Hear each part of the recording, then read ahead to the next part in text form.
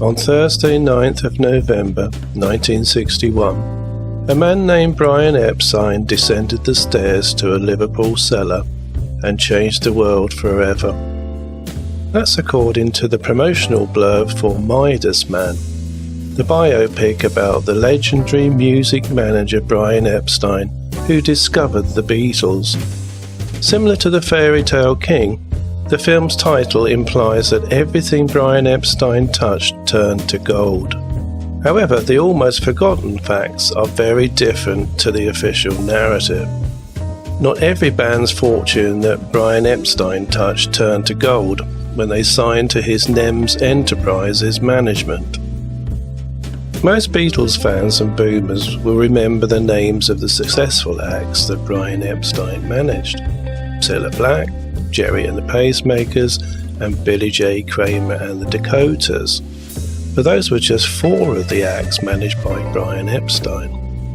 There were others who most people have forgotten or have never heard of, whose fortunes were more akin to King Midas in reverse, to quote the old Hollies song. Those bands who did not reach the toppermost of the poppermost under Epstein's management included Tommy Quickly, Paddy, Klaus and Gibson, the Moody Blues, the Foremost, the Big Three, and the Cyrkle.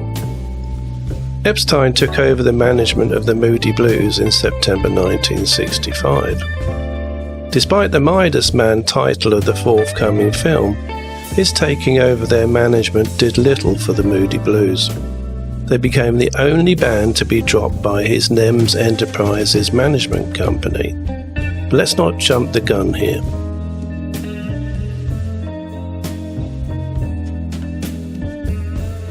Tommy Quickly was born Thomas Quickly on the 7th of July 1945 in Norris Green, Liverpool. Quickly was the first solo singer to join the roster of groups signed to Brian Epstein's NEMS Enterprises management group.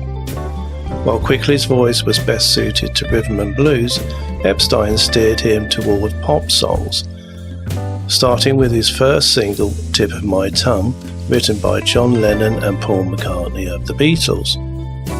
Despite being written by Lennon-McCartney, Tip of My Tongue was a flop, as were his next 4 singles, but his 5th single, Wild Side of Life, did make it into the top 40 UK chart, spending 8 weeks there. Quickly was offered another Lennon and McCartney song, No Reply, but when he failed to release it, the Beatles took it back and recorded it themselves. It became the opening track on the December 1964 Beatles for Sale album. Quickly appeared on the bill of the Fab Four's first Christmas show with other NEMS acts, Cilla Black, Billy J. Kramer and the Dakotas, and the Foremost. Also on the bill was the disgraced Australian entertainer Rolf Harris, whose career ended when he was convicted in 2014 for the assault of 4 underage girls. It's been reported that Quickly had a fragile nature, and being slightly immature, was quite heavily into drink and drugs at one time. And that was the main cause of his downfall, as it made him difficult to handle, and when under the influence, was often unable to sing in tune despite having a good voice given the right material. Quickly was ill prepared for the spotlight and left the industry in 1965. For a short time he hosted a British variety show for under 12s, the 5 O'Clock Club. His last appearance on the show, and in any sort of spotlight, being in January 1966. Late 1966 he spent time in Walton Hospital, Liverpool, suffering from a breakdown. Paddy, Klaus and Gibson. Their name isn't exactly as snappy as the other supergroups such as Cream.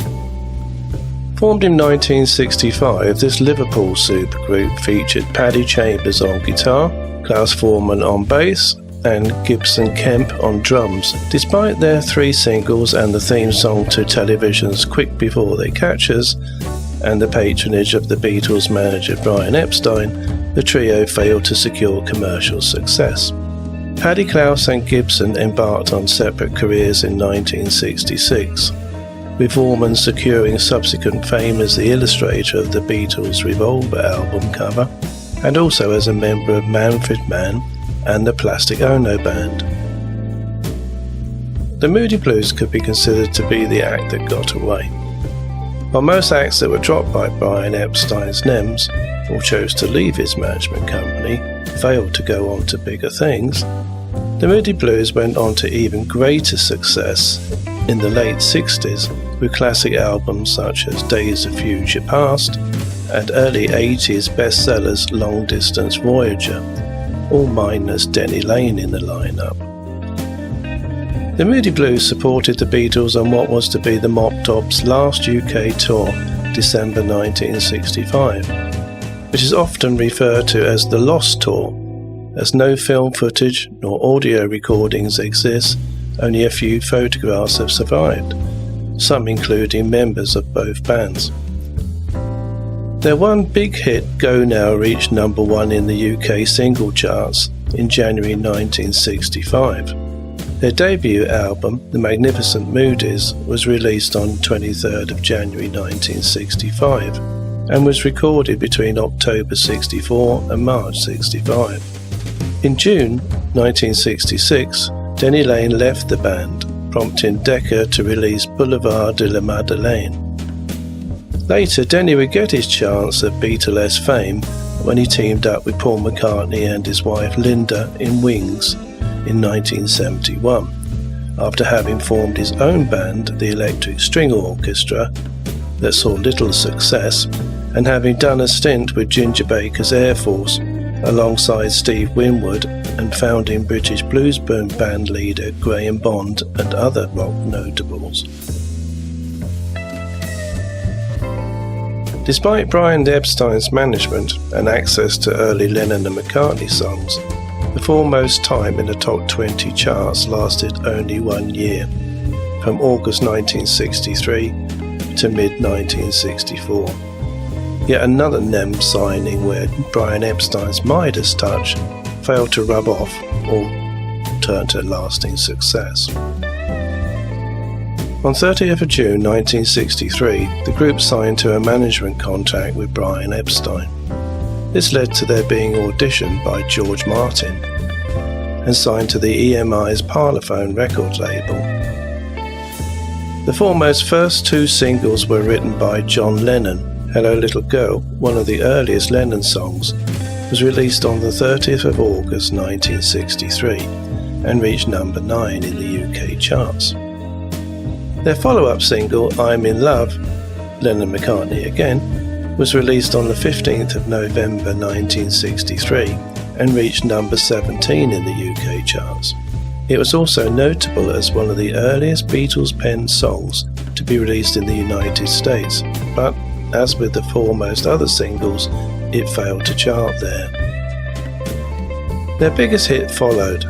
A Little Lovin', written by Russ Alquist, reached number 6 in the UK singles charts in mid-1964. From then on, none of the group's singles cracked the top 20 in the UK. The band appeared in the 1965 film Ferry Across the Mersey, and on the soundtrack of the album, singing I Love You Too.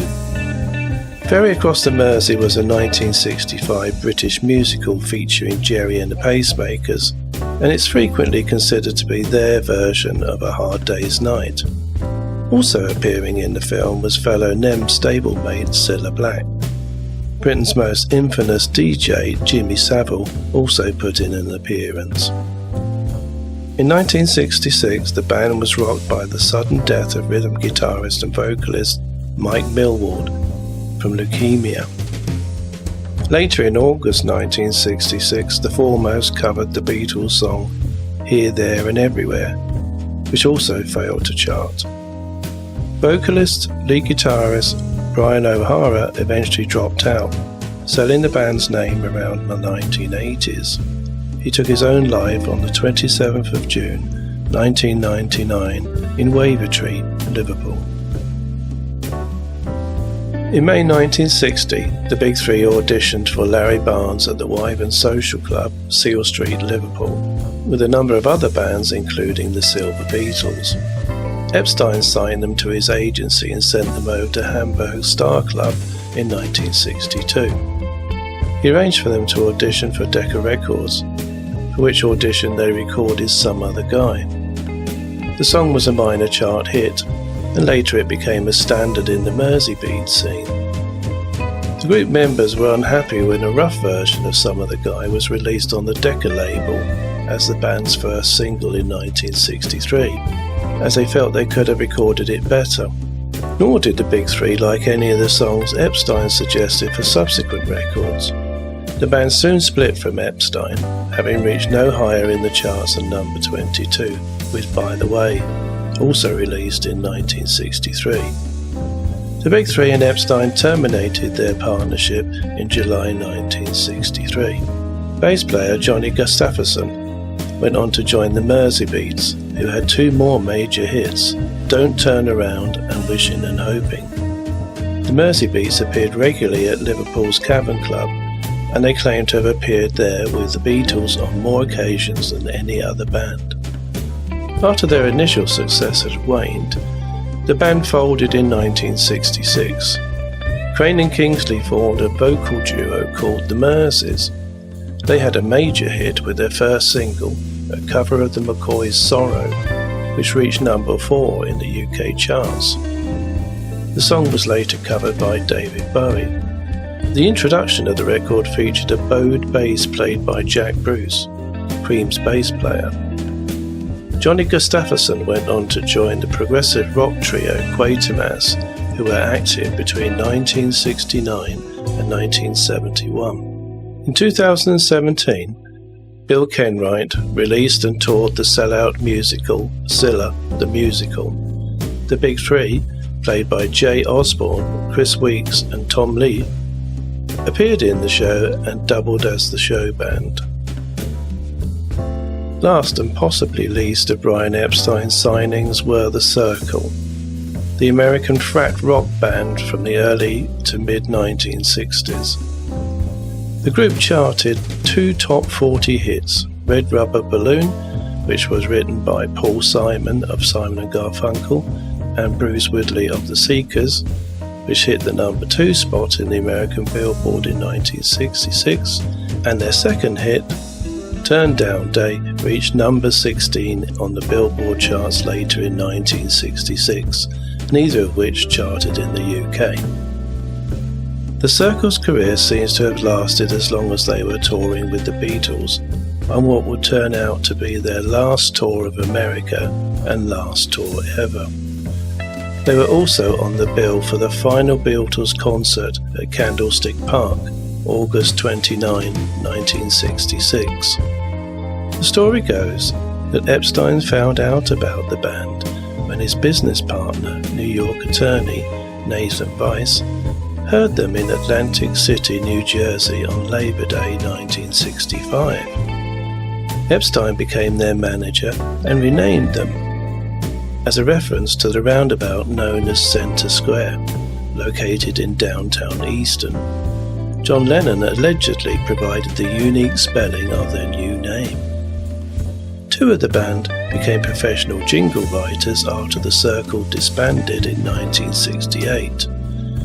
Dawes wrote the famous Plop Plop Fizz Fizz jingle for Alka-Seltzer. Denneman wrote jingles for Continental Airways and Swanson Foods. He penned the original 7-Up and Cola song, none of which Brian Epstein lived to see, having died of an overdose of what the autopsy revealed was an incautious self-overdose of carbitol, a sleeping pill, in August 1967, during the height of the 60s and the summer of love. Out of a total of 9 acts signed to Brian Epstein's NEMS management company, 4 became highly successful. 4 faded within a relatively short time, lasting only a couple of years.